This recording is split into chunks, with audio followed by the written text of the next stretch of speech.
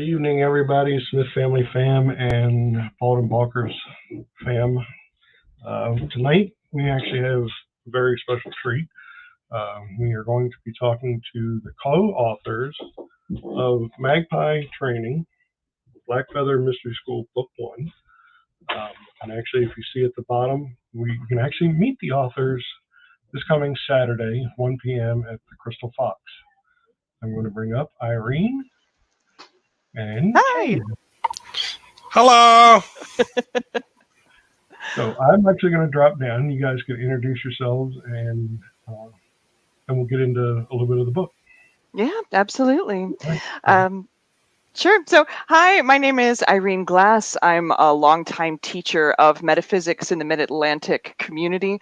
I've been teaching since the early 2000s, and Blackfeather Mystery School is the sort of synthesis and outgrowth of all of my experiences practicing witchcraft, teaching witchcraft, living and breathing and eating and sleeping witchcraft. And the book just came out in May. It is the first level of training of Blackfeather Mystery School, which is the school that my crow brother Caine and I run together. Caine, go ahead. Yeah, so I'm Kane Dreamwalker. I am an ex-corrections officer turned super hippie. It's been kind of a fun journey going from that to where I am now. But the Blackfeather Mystery School was a project that I was invited to, thankfully, by Irene Glass, because of my knowledge of sort of the core of what is spirit work. And it is all very much like her, a synthesis of all of my experiences brought together and reorganized in a way that's a lot smoother than the ride that I had. Exactly. We wrote the book and created the school that we wish we had gone to so that we wouldn't make quite so many dreadful mistakes along the way. Chad, thank you so much for having us on. Oh, you're muted. We can't hear you. It helps when you kind of let you talk and hey. so that way everybody else can hear. And this is the other part of Smith Family Paranormal. Hi, Linda. Hi. So we have Hey, Alan. Ken. Ken, sorry. We got Ken Allen from the Wizards Table in here. He's one of our demonologists that we talk to. Hi, Ken. Bud Files and here at the moment. So I'll bring you guys back to the normal. We'll go to a three-way here. So I've read most of the book. I got to chapter 14, which is actually a very interesting chapter. Thank you. You said already that it's kind of the schooling book that you wish you guys had when you were younger. Want we go elaborate on that a little more? I mean, it's kind of like a Hogwarts-y book type thing. It's a full spectrum training in empowered witchcraft. One of the things that is very common of pagans and metaphysical practitioners today is that many of us have an education that could be considered quite spotty, right? So we pick up things from different books, we study with different teachers, but it takes a long time to put together a fully cohesive magical system. And that's always a really just tough situation to be in, because it means that you do things the hard way for many years, which is so tough. Like there are so many mistakes and just ways you spin your wheels as a practitioner of metaphysics. So with Blackfeather Mystery School, I think Caine and I were really trying to put together something that is a safe, fully inclusive, fully immersive system of learning magic, so that you are, with a good structure, so that you can graft whatever you have in terms of metaphysical experiences onto a frame of reference that really helps you stay stable. For me, of course, I started getting into witchcraft when I was 15. Like, when you're 15, the choice-making functions of the brain are not super great anyway. And then if you mix metaphysics with that, you are guaranteed some stories that are better told over a beer. And I know that Caine has very similar experiences as well. Yeah, I mean, I was kind of broken into the whole metaphysical world, so to speak, quite literally, I got into it because I broke my back. I had a broken back and a divorce and a surgery all in like a small time period.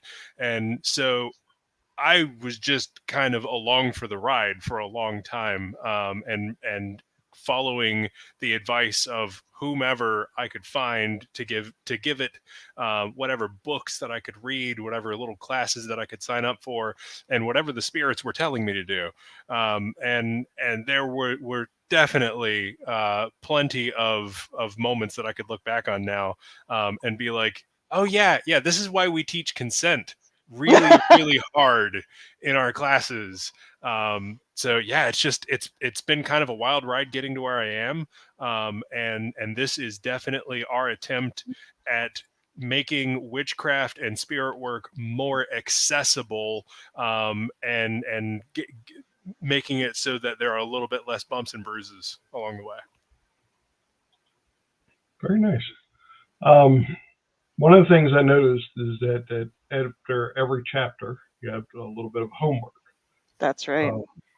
And some of them being making potions or scents and stuff. I mean, the one was in beginning right off in chapter 1. I mean, you're learning to make your own.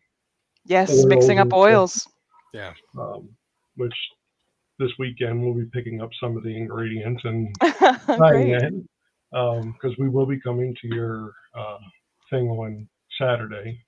Well, I tell you what, Chad, yeah, I'm so glad you're going to be there, but also I have pre-mixed bottles. Since you're going to be there, I'll bring some with me, and I could just give you the scents that you would like to try if you want.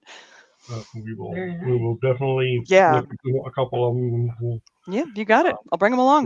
We like to thank PWI for coming in tonight. That's one of our witchy friends from the UK. Hello. Hello. Hey, sis. She's asking if I'm okay. For those that didn't know, I was in the hospital this past weekend, or this past week. Tuesday, I went in with chest pains that I started with on Friday, and just let it, I guess, basically progress a little further than what it should be. Apparently, I have a oversized heart, oversized liver, and oversized spleen. So, but that's what's going on with me. I'm all fine right now. I'm not feeling any pain, mainly because cyclobenzaprine. Yeah. So, but with the book, I mean, obviously this is book 1. We're already starting on book 2, obviously. Yes, the school is actually entering its 4th year. So the in-person classes in fall are resuming for Raven level, which is the 4th year. So we've taught Magpie, Rook, and Crow already. And the Magpie training is just that class material expanded for distance learning and retooled a little bit to work better in book format. But there's also a Magpie training, an online one that we're starting in September. So people who have bought the book also have access to Caine and I in person if they would find that helpful for their journey. We wanted to make everything as user-friendly as possible. There's unfortunately a dearth of really good witchcraft teachers, and so we wanted to basically give people every opportunity they could to study in a safe and an empowering environment. Yeah, and if there's anything that the pandemic has taught us, it's how to do that, how to create like a wider reaching venue for everyone, and that because it caught us in the middle of our, was it the 2nd year, Irene? Yeah, Rook year. It basically, we were 2 months in, I think, and then the world ended, and so we immediately had to pivot to online courses. We turned everything into Zoom, which meant changing some of what we had wanted to teach in those 2 years. But we made it work, so now we know we can. But not only did we make it work, we ended up adopting students from all across the country. Yes. Which really told us that like we had something there, right? And we really had the opportunity to capitalize by leveraging what we've learned over the past couple of years to be able to reach as many people as we possibly can. When we suddenly realized that there are people from, like, was it Nevada or New Mexico? Arizona. Yeah, we have people from the West that came in down in the class. Carolinas and things like that. Like it's fantastic that we've been able to pick up all of these new students. So just going to try to keep bringing them in. Yeah, that's very, very nice.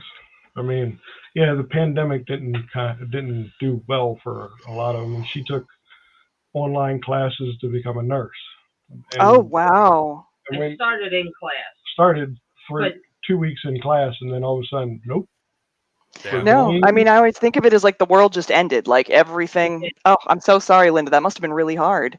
Yeah. kind of, but it saved the travel. Sure. There's that. That's true. saved on gas for her going from here to Glen Burnie. Oh, yeah, that is a bit of a haul. Yeah. But I still, when they talk about essential workers, construction field is classified as Yeah. essential. So Yeah. no matter what, I still ended up having to go to work. But Yes. she got her classes done, and she ended up going to work and stuff like that. So the pandemic kind of hurt a lot of people in a lot of ways, but it helped Yeah. some people in some ways. Yeah, there are funny silver linings to it. I think Kane's point that we picked up a lot of students that had been looking for formalized witchcraft training but had not been able to find it in their area. That's One of the good. things about it was great to be able to meet that need. And I think one of the things about Blackfeather is that Wicca and some of the more traditional forms of, I guess we could say, British influenced witchcraft have a very strong gender binary, which can make it very unwelcoming to people who are queer identified. And Blackfeather specifically removes all of that. We deal with raw magic, and if we're using polarities, they're usually the elements. And so simply by having a more inclusive and intersectional form of witchcraft, that was one of the big ones. We had a few students who have pagan communities out where they live, but those communities do not feel safe to them or do not feel welcoming to them. And so that was another thing where I was really glad that we had successfully created a space where our magical students, regardless of the way they express themselves, felt safe. And like, I don't know, there's not a higher compliment a teacher can get than people being like, hi, this tender, aching wound that is my heart, I'm going to place into your hands because I trust you with it. Like, that is a beautiful thing to experience. It is, yeah. I'm glad that was able to happen. Yeah, me too. I'm glad we were able to pivot at all. Fortunately, I've been using Zoom to do distance readings for years, so I already was familiar with the platform. Sheer dumb luck, there were a lot of places that didn't pivot real well. Oh, wow. And I actually seen a couple of your Facebook videos of coffee and stretch, so I've done a couple of them. I'm glad. Hey, she's doing a stretch, all right. And Yeah. go out there and be like, Yes. Yeah. So I write along with putting together the book, I write a weekly blog. I write for the Frederick News Post for their rotating clergy column. I write for Cups National's blog. I do a lot of like sitting at the computer and turning into a sad little shrimp shape. And so sometimes when I get tight, one of the things that I'll do on my Facebook page, as Chad is saying, is I will do like, hey, we're going to take a 2-minute stretch break. I'm also a yoga teacher, so I'll just do a few like, let's get this. And it's really funny because I always get lots of comments from people being like, okay, I thank you. I needed that, right? thank you. Yeah, I exactly. needed that 15 seconds of basically just to breathe. Yeah, just exactly. Just take some deep breaths and actually move your body. I think we all get very locked into, I always think of it like T-Rex, we get like the T-Rex arms thing going on, like, and this is not a good position for human bodies. Most people that know when we show our videos, we have a camera that sits right up here, and I can check in on her, and I'll be sitting, and she's literally like T-Rex. Yep. I'm like, I'll call her and be like, babe, you need to get away from the computer. And then she sits up like this. Right. What? I'm like, it's like, babe, you really need to get away from the computer. No, it's true. I think the longer we sit, the more like compressed and sort of hunched over we get, and it just woo. Yeah.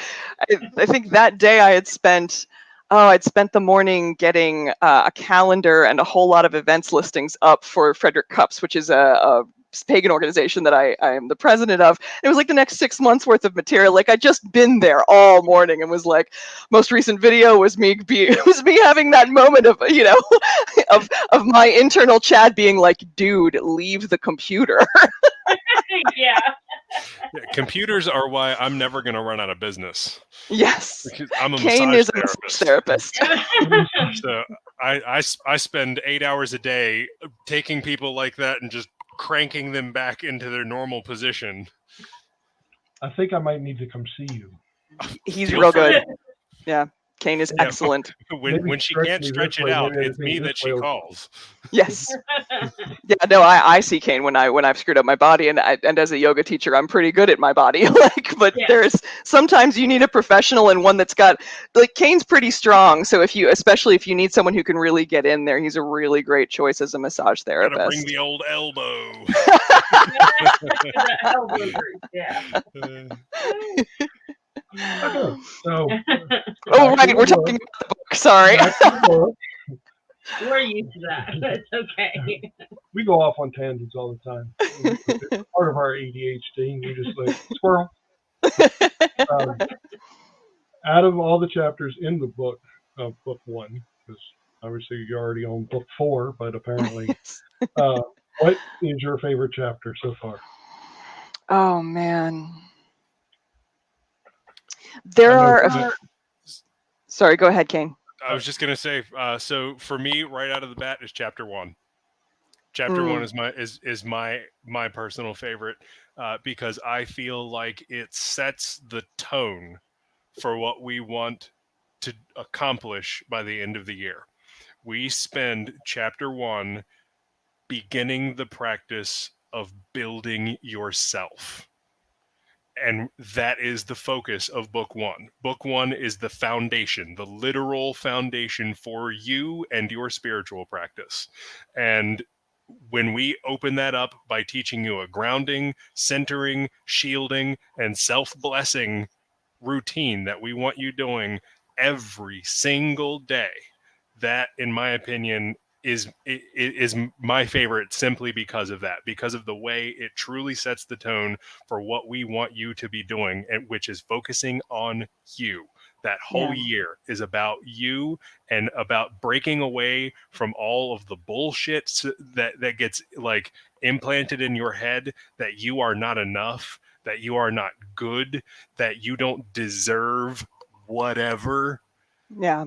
We want you to spend the whole year pumping yourself full of blessings and empowerment. So no, the altar for Blackfeather for Magpie level is to the practitioner. It doesn't have deity figurines on it. It is specifically about connecting to yourself, your sacred self, your most true and aligned self. And I think spinning off of that, actually, my favorite is chapter 9, which is the Empowered Witch. One of the biggest things, I've been teaching witchcraft for a long time, right? So one of the biggest things I've learned over the years or observed over the years is that there's this very real tragedy that happens where people who have really good magical skills do not have the opportunity to have them blossom to the extent that works the best, simply because they're engaging in so much self-sabotage. So a lot of chapter 9 is around like getting somebody into more of an empowered state, starting to work our way down, ending that self-war. I mean, it's honestly kind of simple math, right? If you're throwing X amount of energy at a problem, but then part of you is sabotaging your own shit and say pulling 20% of that back, you're not being as effective as you could be. On top of that, I mean, Chad and I share a background in the Marine Corps. The Marines helped make me feel very confident. There is a great deal of strength and stability and forward movement that comes from when you know you're capable. And I wanted to be able to pass that along to metaphysical practitioners who, quite frankly, pagans aren't the ones who are like the most common in the military. We're there, but that's like a minority. So I wanted to be able to take some of what I know about empowerment and make it foundational to the practice of witchcraft. I really feel that magic is a form of agency. This is how we gain power over situations that are otherwise out of our control. And coming to that from a place of self-knowledge and empowerment is really important. It makes your magic more effective, makes your life work better too. It makes you better able to speak and then enforce boundaries, all the things that we try so hard to do, but that are really challenging in a culture that has taught us for the past couple hundred years to do what we're told, and overcoming that habit of obedience and sort of like, oh gosh, self-flagellation. It's tough. It takes practice, and it's part of why we've got a whole chapter on it in the book. And to echo Caine's original point, it's part of why self-blessing becomes a foundational practice. We want people working on getting into a better relationship with themselves from the very beginning. And I mean, that is kind of weird. At 15, you decided you're going to look into the pagan, Wiccan type things, and then obviously turn 18 and go, hey, let's go in the military. I know, it's pretty funny, isn't it? I was one of the very first Marines that went through that had Wicca on their dog tags. Like right before I got in was when that even became possible. I later became friends for a little while with the major in the Air Force who had helped push that through. But one of the funny things about going through the Marine Corps as an out pagan was that I was one of the first ones many Marines had met. And so there was always like a little bit of like a paper shuffling, what the fuck is this going on? Like anytime I was going into a new admin situation. Because we weren't as common then. I mean, this was the 90s. Like, it was a different world at that point. Yep. Where most of us have like Christian and I mean, at that point in time, Buddhist was considered pretty exotic. So having something even further outside the realm of Judeo-Christian normalcy, I think was a lot. I remember even my drill instructors being, in typical like DI fashion, be like, so what the fuck do you need then? Like, Yeah. like, I'm going to put a hex on you. like what I need is to cast the evil eye at you. I don't want to do any more push-ups. I need just a little bit of your hair, sir. Just a little. Just a little. I'm just going to put it in this little dolly. As he's marching along, all of a sudden you're sitting there going, Exactly. what's wrong with him today? Or her today? I mean, because now the men are actually over with the female recruits now too, so that's kind of... Which is pretty wild. Caine, I don't know if you know, but like when I went through, the Marines were the only ones that completely segregated sexes. Know. Yeah, during boot camp, we didn't the only time we ever saw the WMs were when we did our force marches and we passed Oscar and Papa Company and stuff like that, and it's like, there's actually females here? Well, I mean, like 25 years ago, we made up less than 3% of the Corps. It was just, it was a very small group. So I remember I went, what is it, 2 months or so before ever seeing a man in person. We finally saw them when we went to the rifle range. That was the first time. And then, as Chad was saying, when we started getting to the longer force marches at the end, we would pass male platoons. Yeah, it was pretty wild. So actually seeing a female after not being in it, I mean, you're in there for 3 months of your life, and not seeing a female, whether you got letters from home, and that might be the only time that you smelled anything that was feminine. But I mean, if you had a girlfriend in there, it's about the only time, or mom made sure she sprayed something, so it's like, Mom, thanks. I don't need you spraying anything. Thinking I'm weird. But when you finally do force marches past like Oscar and Papa Company, the 4th Battalion, you didn't even notice they were there because they were all the way off in the distance somewhere. Yeah. And then, like she said, once you go to rifle range, you might pass, but it wasn't as often because they wanted to make sure that the male Marines didn't see the female Marines at any point. So, yeah, they didn't want any trouble, basically. It's sensible in a lot of ways, especially when you're talking about a bunch of 18 and 19-year-olds. I mean, I get the logic. It does make a certain amount of sense. Yeah. So, we already did. You like the chapter 9. Yes. Yep. Yeah, Caine likes the launch pad. I like the let's get your crown fastened on you sort of territory. I think one of the other areas that we're both looking forward to teaching on Saturday is protection magic, which is covered in a couple different ways in the book. There's an entire chapter on, I think it's called The Witch's Cupboard, but it's all mostly about apotropaics, things that are good for deflecting bad juju, for lack of a better term, dealing with problem people, problem spirits, all of that. Did you just say juju? Yeah. Yes. He says it all the time. I say it all the time. It's a word. It's a word. It's a good word. might be a very specific and narrow group of us that use that word, but it is a word.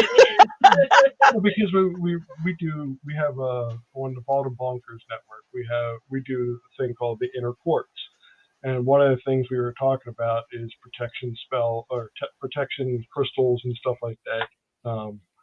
And one of the things I kept on saying was to help ward away against bad juju. So when you it's like that's my word.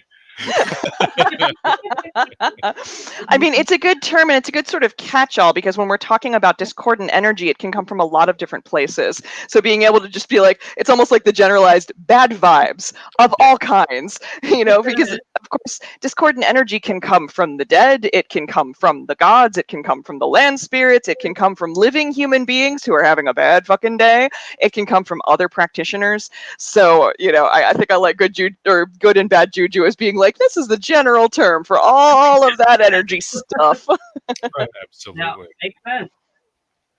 So Linda suggested I read a little. I think because not a lot of people are in our area. Not a lot of people are in our area. I mean, Yeah, unless sure. you guys want to read something. No, go right ahead. Oh, yeah. All me. So I'll read a little bit of chapter 1 since it's Kaine's favorite chapter. Foundations of Blackfeather Mystery School. For this chapter, you will only need this book. At the beginning of each chapter, there's a list of supplies. When we teach Blackfeather, we try to create a ritual for each one. And so one of the things you learn in chapter 2 is the ritual structure. So that basically you cast a circle, you have all the supplies you need, you read the chapter, you do the exercises, you close the circle. Caine and I wanted to get everybody really comfortable with that magical process very, very early. So the first thing at the top of the chapter is like, here's what you need, and also here is who your instructor is. One of the funny things about being co-authors when writing a book, of course, is that Caine and I have slightly different voices and different experiences. And when we use the word I in a chapter, sometimes it's good to know you're talking to the witch as opposed to talking to the spirit worker. Gotcha. This chapter is a lecture-based and should take somewhere between 1 and 2 hours to go through. So that's why your instructor is Irene. See? That's right. Maybe that's why he likes chapter 1, because he didn't have to worry about it.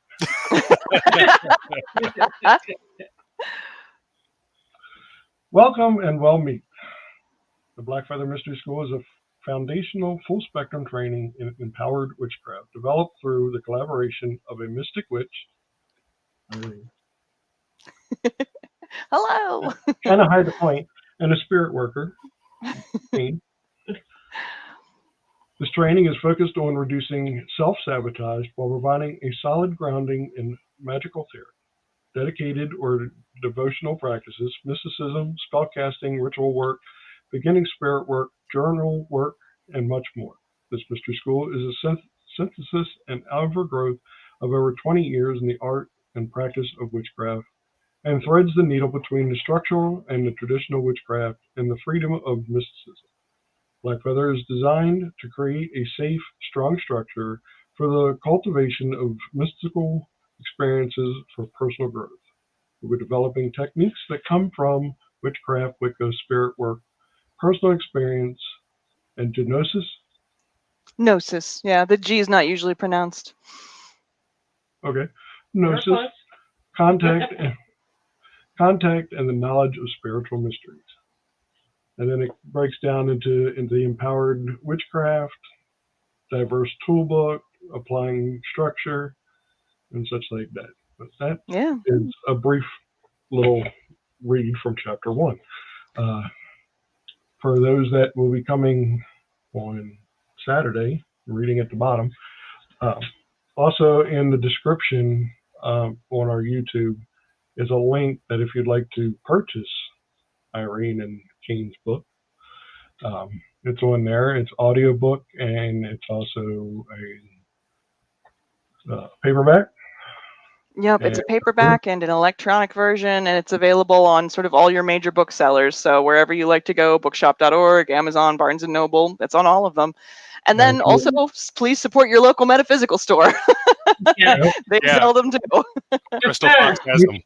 which we actually do quite a lot of, because Yeah. as a lot of our people that come on here, we do a once a month giveaway type thing, and this Saturday just happens to be that day. Oh, cool. So we'll actually be there to get a couple things from there to do our giveaways. We do their unboxing. We do an unboxing. Oh, that's Cool. fun. Do you So get like their mystery bags? Is that what you do? Uh-huh. Those are so cool. I love that Crystal Fox does those. Yeah, they have the witchery bag. I love that one. It comes with all types of interesting books. Yep. So I love it. What's been your favorite thing so far that you've pulled out of a mystery bag? His has been a crystal. Mine has been, I don't even think we have it up here, but we get these large crystals. Oh, that's beautiful. Look at that. One of the ones clear. Yeah. It's very clear. One of the ones that we've gotten. Oh, gorgeous. I mean, this one right here is $99. Yeah, no, seriously, it's beautiful. And that came out of a $50 box. Mm-hmm. This one's $59. I think that one came out of a $20 box. Yeah. That's I awesome. just love all the books. We've got tarot cards that came out of it, those sets, the complete sets, brand new. And oh, wow. It's very educational. Yeah, definitely. So we use those, some of them for our shows, and then we give some away, and then we also sell some, so it's available to everyone. He has his own set that he likes to use, so that won't ever go anywhere. Yeah. I mean, I'm learning, but it's still one of them shuffle through, and then one pops out. It's like, all right, I'll look at you in a minute. Shuffle through again. Yeah. Another one pops out. All right, I'll look at you in a minute. Shuffle through again. All right, there's the third one. All right, there's the past, present, future. Yep, that's right. your reading. Yeah. And I may not have even thought of something as I was, but it just happens, and then I read it, and it's like, wow, maybe that does apply to me. Yeah, no, I'm a semi-professional tarot reader. And like you, I have one deck that I love. I use two ultimately because I use a shadow deck as well. But like my Ciro Marchetti Legacy of the Divine, I've had this since 2009, and it's just the one that I use for almost everything. I always think of people like us as deck monogamists because I also have like deck polygamist friends who have like 30 tarot decks and they use all of them. Yeah, I'm looking at you, Caine. Now, in fairness, mine are all Oracle decks. That's true. And if to very briefly get into the weeds of Oracle, all Oracle decks are like self-contained systems instead of like a broad sweeping system like tarot is. So each Oracle deck is very frequently made for specific purposes. So Yeah. I have probably, I don't know, like a dozen or so. Oracle decks, depending on what kind of juju I need to be reading about. We're just going to keep coming back to that word. Yeah.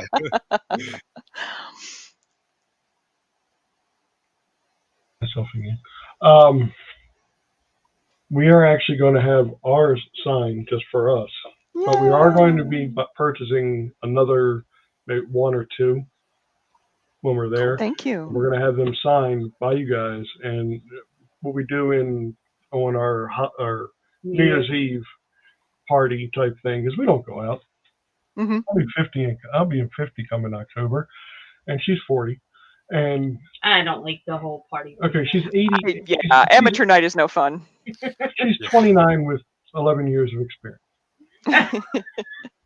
No, I mean there's a lot of pride there. I'm very proud of making it to 42. There were a lot of choices that meant that I couldn't make it this far, so I'm grateful that it worked out okay.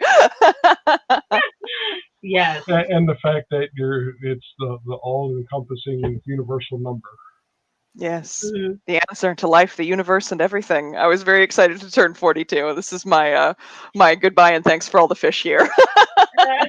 Well, I have a buddy of mine that I work with. He's also practicing pagan, Wiccan, whatever. Okay. And he turns 33 this year. Oh, so cool. I'm like, oh, gee, that's prime number, isn't it? And he was like, yeah. And it's also my birthday just happens to also fall on one of the Sabbaths type thing. That yes, the high holidays. Yeah. Like it's Illuminati, something or whatever it is. Lunasa? I guess.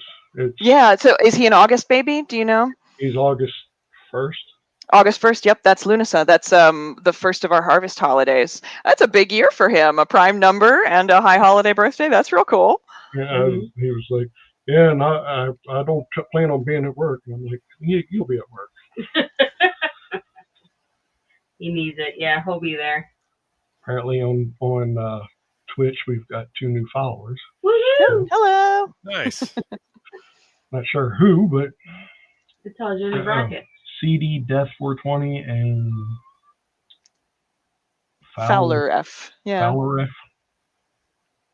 Welcome, welcome. Hello, I love ghosts. Well, we love ghosts too. Yeah, ghosts are awesome.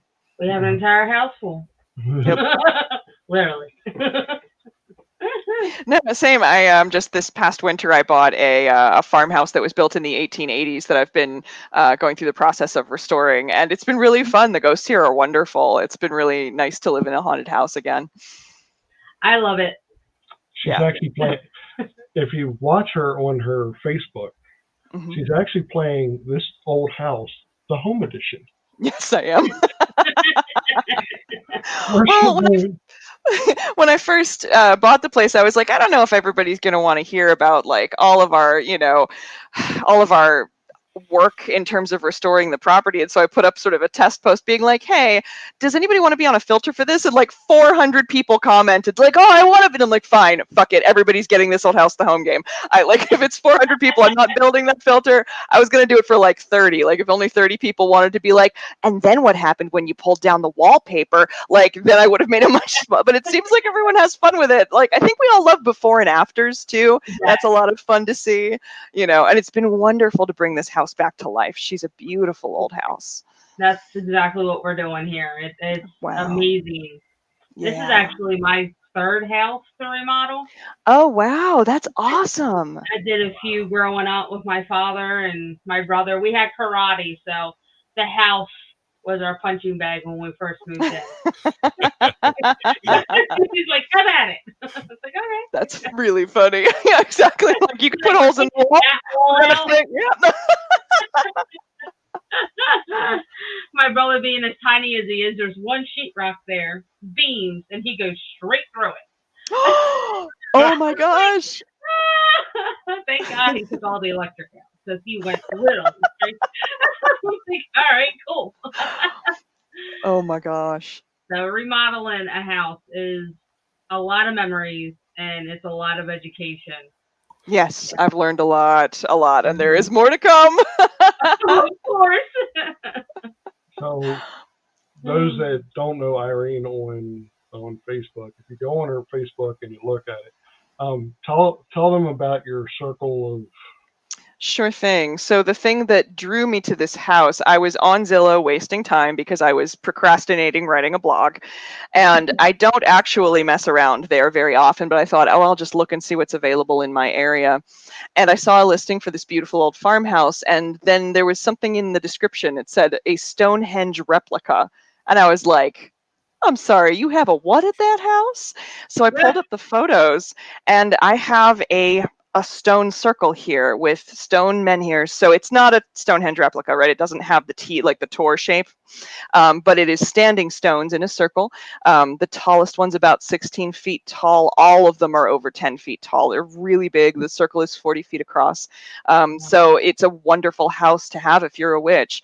It's been really fun to begin doing circles here. And I think part of why the house kind of came to me is that I'm deeply connected in the pagan community in my geographical area, and it's a wonderful resource to be able to offer. So we've already had guests in to do rituals. I have a couple of weddings coming up on the grounds.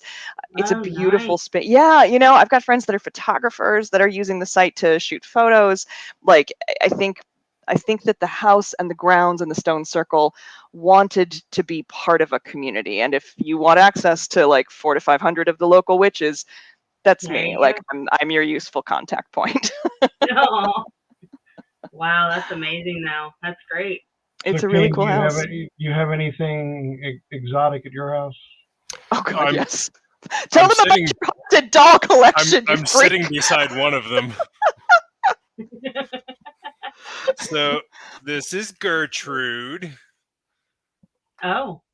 Gertrude is one of our very many spooky dolls that we like to collect. That's neat. Yeah. Basically, anytime that one of my friends are at like a antique store or what have you, and they run across a doll that has some really serious vibes about it, I get the text. Yes. And a lot of times, I end up running out of the house.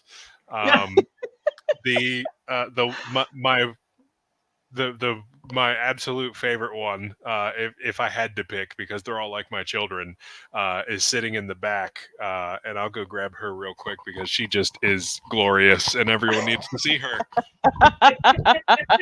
No, it's true. So my spouse and I like to go antiquing, and you find haunted dolls pretty regularly. Like, and you could tell when you come around the corner and look at one, you're like, "Oh my fucking god!" Like, Exactly. so I'll send Caine a photo of the doll and be like, "Dude," and that's the one that he just brought up. I think he named her Agatha, and I found her. So this is Lady Augusta. Augusta, not Agatha. Augusta. Oh wow. Lady Augusta is the official haunted doll mom of the household. She comes equipped with like 4 or 5 different teddy bears. There's one here sewn to her hand. There's one here. There's one on her shoulder. There's one hanging from a little chain that's that's totally normal. It's fine. It's not weird at all. Around its neck, like a little chain noose. And I think there might be one in a pocket somewhere. That may be all of them. I don't know, man. I feel like they move around, or I see a new one every now and then. But like, if you really get your hands, you'll never know. I don't think I ever will. But like, if you really get your hands on this thing and like start touching it and looking at what all it's made out of, I'm like 95% certain that this whole thing is made out of somebody's dead grandparent. Because it's all legit, like coat fabric and pant fabric and shirt fabric with real like shirt buttons and things like that. And I'm pretty sure that this came together at, like, somebody's grandparents died and they took all of their clothes and chopped them up and turned them into this. And this is what I've been left with. You should, Caine, bring it up to the camera so they can see the face, because like that thing is so creepy. Oh wow. Are you serious? Yeah. So I saw that at one of the antique stores I like to go to, and it was that thing, right? I came around the corner, I saw the doll, and I was like, well, that is definitely not right. So I'm going to have to text my brother. Oh yeah. And you can see how huge she is. I had no idea. She's real tall. When Irene sent me the picture, I had nothing for scale. So I take the picture to the antique store, and I held up my phone, and I'm like, I want this. I don't know where it is in this store. Please bring this to me. And when they come around the corner holding this fucking monster in their arms, I was like, oh, yes.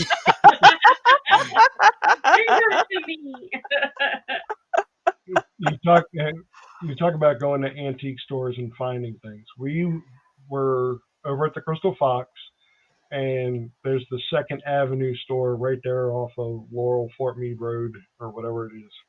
And we go in there. We weren't looking to buy anything. It was one of them. We're just going to go. We've never been there. We're just going to go. Yeah, you just want to look around. Yeah. Unfortunately. So when I first walk in, there is an entire shelf or two completed with porcelain dolls. Oh wow! Nice. As soon as I walk in the door, I walk right over to her. Oh! And I pick her up, and she has 2 spirits attached to her, and now she's home. Oh, yeah, okay. You and Caine should be friends. Oh, God. Absolutely. It gets better. That was Emily. Yeah. And we go back for round 2. Oh, she's awesome. Oh, that's fantastic. So I go, and again, we're just looking, just browsing, and as soon as yeah, he's true, very true. So we walk in there, and I was like, beelines right to the, and I was like, what the hell? It's like Well, she probably knew she'd be safe with you. Those spirits know you love ghosts, you know? Right. So I pick her up, and I was like, you're cute. So I put her back. I was like, I pick her back up. Yep. That's how they get you. I just put you down. And now she's in my cart. Yep. Like, all right, cool, let's go home. That same feeling people talk about when they go to the pound and they're like, I looked in that dog's eyes and I just could not walk away. Like, that is 100% the same experience that I get when I find these things. Yep. And I'm like, oh, you're a new member of the family. Come on. Come on. That was us when we went and picked our cat out. We actually went and got a kitten. She was about 9 months. She's still with us. But we went in there, and it was her and 4 others. I mean, they were tiny. They were rescued from a house fire, so they were surrendered. We walk in there, and I was like, we're interested in a cat. Perfectly young, because we got our 8-year-old and the others. And I walked past, and as I'm walking past, my head goes, because we locked eyes. And I'm like, right. I want to go look at the other ones. Give me like 2 seconds. So I go over and I look, and I come back, and she's just sitting there, just staring at me. Yep. And the woman goes, okay, apparently you guys are meant to be, so let me go ahead and go in a little playroom that they normally have you. Now we call her Lily. Back then they called her June. I don't know why, but she wouldn't come out for them. We go up to the crate, and she's all over my 8-year-old, giving her lovins and kisses and wanting to lay her head in her hands. And I was like, yep, she's theirs. Yeah, nope, you knew right then. It's amazing. I just love that Caine also and you as well obviously have that experience with haunted dolls too. Yeah. I'm like, what is going on? I'm going to go to an adoption agency and come home with like 5 different kids. I already got 5. I don't need no more. Well, so since you brought your haunted dolls home, has anything interesting happened in the house? How are they integrating with the other spirits there? Oh, they are excellent. First awesome. night that we brought one home, Emily, which is the bride. It's her and her sister. She was the bride, and it was a gift given to her. And we did it. Hey, oh, look at you, you sweet baby. Oh, she's real pretty. Oh my goodness. She's gorgeous. Yeah, what a pretty girl. Oh. Beautiful cat. So we do every now and then. The girls, the spirits to the girls, will come to me and say, "We haven't done a show."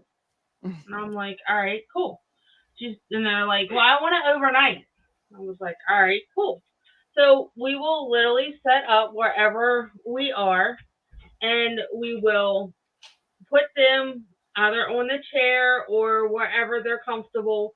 And one likes cookies, so we do animal crackers, and the other one likes oranges, so we'll peel some oranges. They both like juice or water, so they're not picky. We'll do offerings and do all types of things, and then go from there. So we set them out. We do a live all night, and they are able to talk through the spirit box. They are able to run around and play. We do the light balls. We have another little girl that actually my 8-year-old. We went to the Ocean City drive-in. If anybody's ever been down Route 50 going into Ocean City, and you look off to the side and you see what looks like a drive-in movie theater sign. There used to be a movie theater there, a drive-in. And we were just going to look and stuff like that. Well, when we came back a couple days later, or a week later, or whatever, we went to Fort Howard on the other side of Key Bridge and stuff like that. For those that live in Maryland, you know what we're talking about. Well, Rose likes to take a nap every once in a while, as 6-7-year-olds do. When we went there, she didn't want to wake up. I was scared. But in between the time that we had gone there and the time that from Ocean City, the Ocean Pines drive-in movie theater, investigating stuff, till then, I would get headaches and stuff, and like not knowing why. And Rose would just be off playing with somebody. Well, we found out that it was this little girl, Margaret. It was about Rose's age, 7, 8 years old. And she had been kidnapped and taken to that area. And because Linda's a mom, this little girl thought that Rose looked like the sister that she didn't get to grow up with. Right. She attached herself to Rose, which we didn't mind. Rose doesn't mind, but at the same time, there's somebody to play with. Right, right. Fort Howard. Until Fort Howard, when she tried to take over. Margaret decided she was going to take complete control over Rose. And she was so limp. She was, and I just started screaming, Rose, gotta wake up. We're here. Let's go play. You know, all the things that a little girl would love to go do, nothing. And then I screamed, Margaret. And she's like, huh? What? I was like, oh, no. We're not doing this. Yeah. Give me my Rose back. And then she went down, and then next thing you know, within seconds, Rose is back, but Rose is crying. And I was like, why are you crying? What's going on? Anything hurt? What's, you know? And I was like, I need you to get up and walk. Can you get up and get moving? Because I know if I didn't, something was going to happen. And we go to the bathroom, try to get her some water, stuff like that, get her motivated. And she goes, I don't want Margaret to leave me. She's my best friend. Melts me. And I was like, sweetheart, she's not going nowhere. She's the same age as you. She just does not understand. She cannot do that. That upsets Mom. Yeah. So ever since then, Margaret has not. Good. I'm glad that setting that boundary was effective. I mean, this supports my argument a lot of times with dealing with spirits, is most of the time you just need to basically negotiate a contract of some sort of like, you are welcome to stay. I just need you to follow the rules of this house, you know? Yeah. It's like, if you don't follow the rules, you're going to have to hit the hay. You're going to have to go. Yeah, I mean, it's like a human, you know? Like, obviously you don't want a house guest that disobeys the rules of the house. Like, it's the same for a spirit. Exactly. And you're not going to follow our rules. There's the door. Don't let it hit you where the good Lord split you. Yeah. Oh, indeed. Yeah.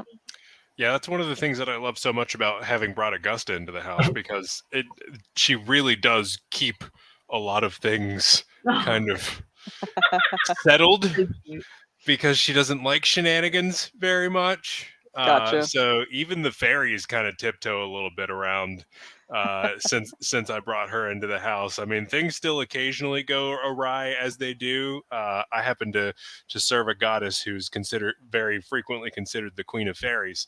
And so I deal with both human and non-human spirits very frequently.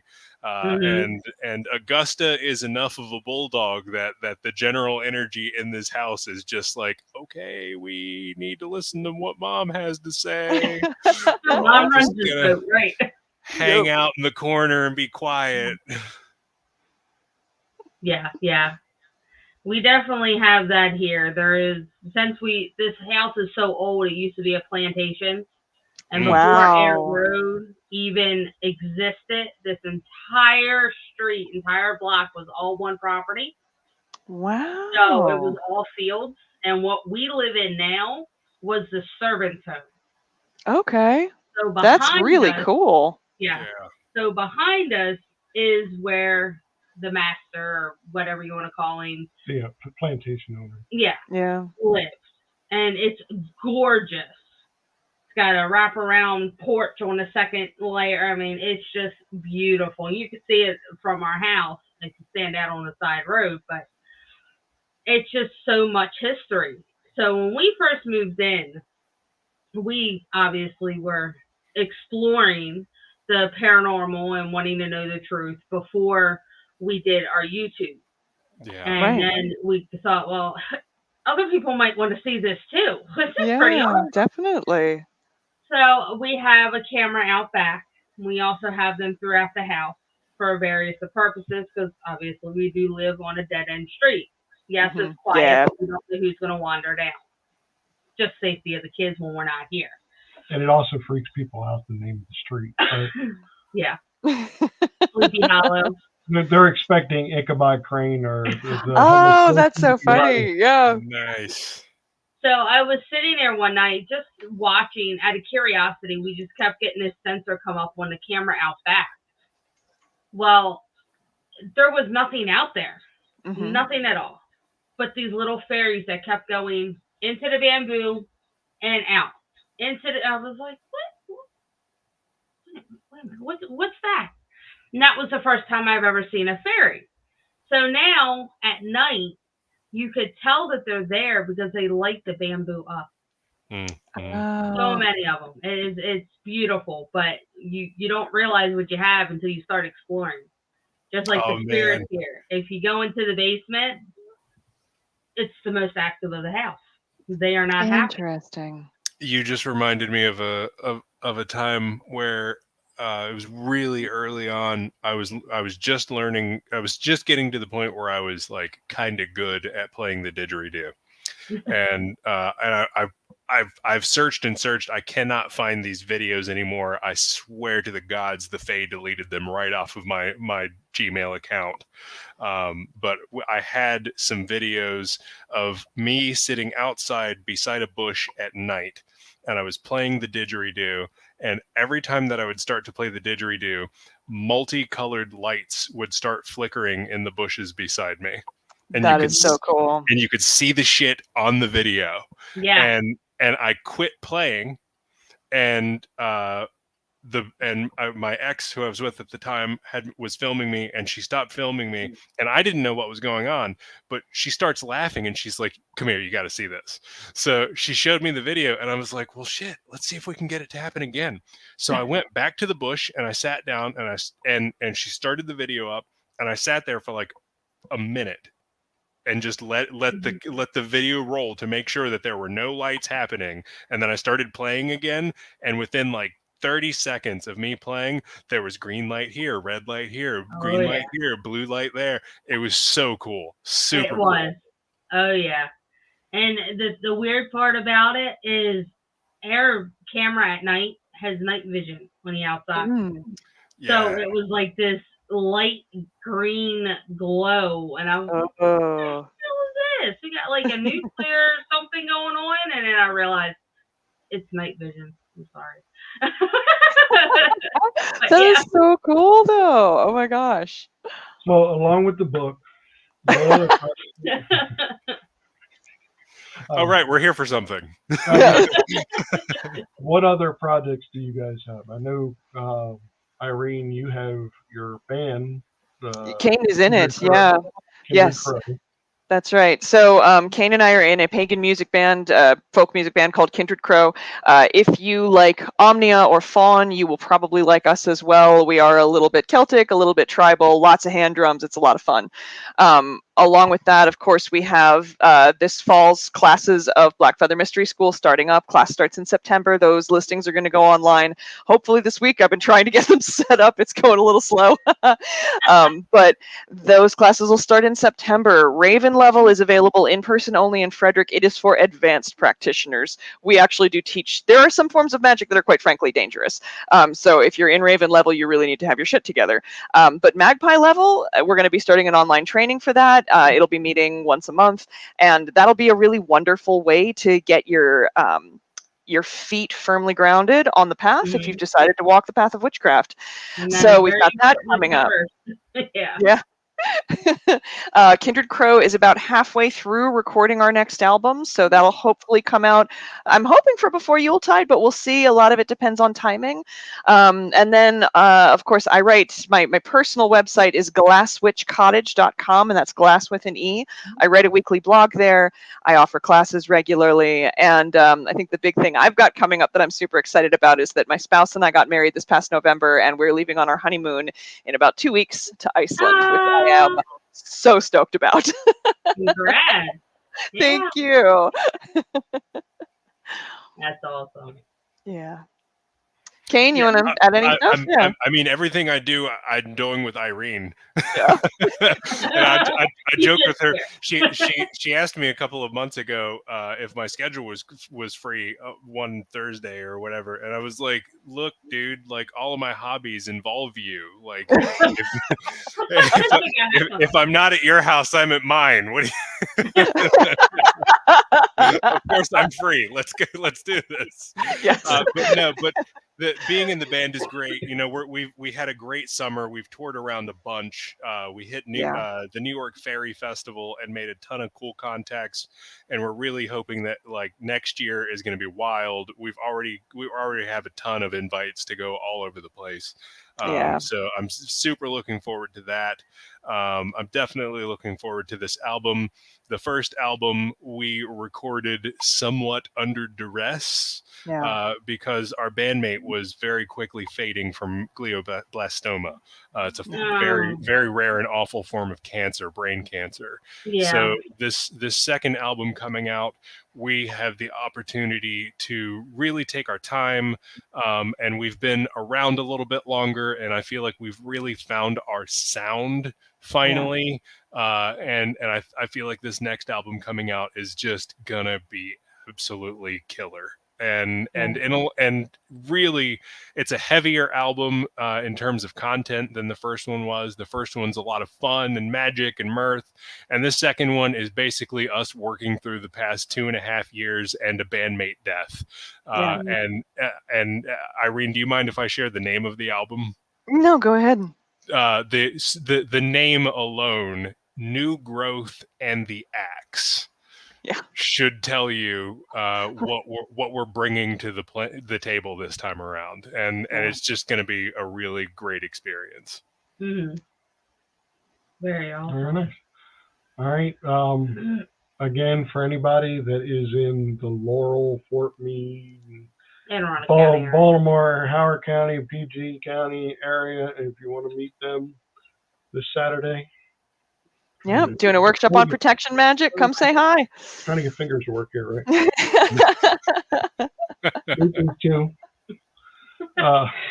And we will also be there with them. Oh, great. I'm looking forward to seeing you. Excited.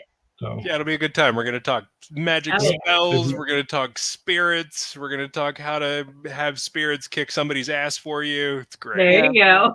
I have my grandmother. She does well. Yes. Whenever I'm not scrubbing something right, she goes, "You're not doing it right." Well, thank you so much for having us. Thank you. If you can hold on a minute, we'll be able to talk after this.